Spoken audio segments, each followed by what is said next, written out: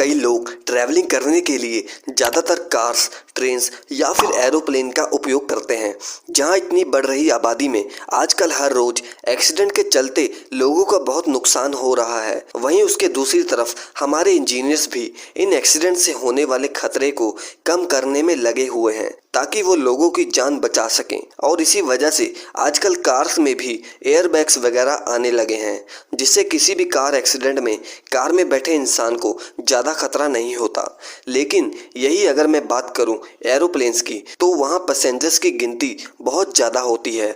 और शायद आपको ना पता हो कि हर साल प्लेन के क्रैश की वजह से 400 से 500 लोग अपनी जान गंवा बैठते हैं। और इसी वजह से वो प्लेन क्रैशेस में होने वाली दुर्घटनाओं से लोगों को बचाने के लिए एयरलाइंस ने एक ऐसे जहाज को बनाने की तैयारी शुरू कर दी है जिसमें पैसेंजर्स बिल्कुल सेफ रहेंगे। अगर आप भी जानना चाहते हैं कि कैसे एयरलाइंस टेक्नोलॉजी के जरिए प्लेन से होने वाली दुर्घटनाओं को कम कर रही है, तो वीडियो को लास्ट तक जरूर देखिएगा।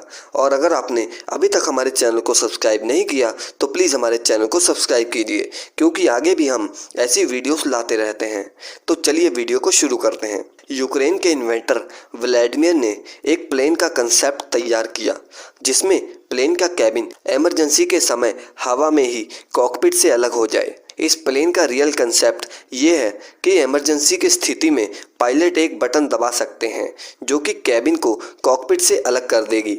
ये बटन दबाने से लोगों के साथ साथ उनका सामान भी कैबिन के साथ अटैच पैराशूट की मदद से आराम से ज़मीन पर उतर जाएगा। अब आप सबके मन में ये सवाल आ रहा होगा कि आखिर क्या होगा जब पूरा कैबिन पानी में ही लैंड हो जाए। लेकिन इस इंजीनियर ने इसका पूरा ध्यान रखा है। कैबिन के नीचे एक फ्लोटेबल ट्यूब होगी जो कि पानी में भी पूरे कैबिन को डूबने नहीं देगी। ये जहाज का कंसेप्ट वैसे तो पूरी तरह से सेफ है, लेकिन अभी ये कंसेप्ट टेस्टिंग फेज में है। इस कंसेप्ट को लेकर अभी एविएशन इंजीनियर इस प्रोजेक्ट पर पैसा लगाने के लिए कंपनी को ढूंढ रहे हैं, क्योंकि अभी इस जहाज की टेस्टिंग नहीं हुई। अब इस दुनिया में एक रूल है कि जहां किसी भी चीज़ के बहुत सारे फायदे होते हैं, वहीं उसके दूसरी तरफ उसके नुकसान भी होते हैं। और ऐसा ही हमें इस प्लेन के केस में देखने को मिल रहा है, क्योंकि जब हम किसी प्लेन में अलग होने वाला कैबिन लगाएंगे तो प्लेन की स्ट्रेंथ और उसका फ्रेम कमज़ोर होने का खतरा बढ़ जाएगा, क्योंकि प्लेन के उड़ते समय हवा में उस पर बहुत ज़्यादा प्रेशर होगा। और ऐसे में प्लेन का कैबिन कहीं अपने आप हवा में कॉकपिट से अलग ना हो जाए, इसका डर हमेशा लोगों के दिल में बना रहेगा। और सिर्फ यही नहीं, कैबिन अलग होने के बाद कोई भी पायलट उसे गाइड नहीं कर पाएगा। और ये ज़रूरी नहीं है कि वो कैबिन किसी स्मूथ सरफेस पर ही जाकर लैंड करे, क्योंकि हो सकता है कि वो प्लेन किसी तीखी चट्टान पर जा गिरे, जिससे इस प्लेन के फ़ायदे होने की बजाय उसमें बैठे यात्रियों को अपनी जान से हाथ धोना पड़े। इन सब थ्योरीज के अलावा एयरलाइंस कम्युनिटी ने पिछले 10 सालों के प्लेन क्रैशेस को जब स्टडी किया, तब उन्होंने पाया कि ज़्यादातर प्लेन्स उनकी टेक ऑफ या फिर उनकी लैंडिंग के समय ही क्रैश होते हैं, क्योंकि प्लेन्स का वज़न बहुत ज़्यादा होता है। और ऐसे केसेस में अलग होने वाला कैबिन का कोई काम नहीं है।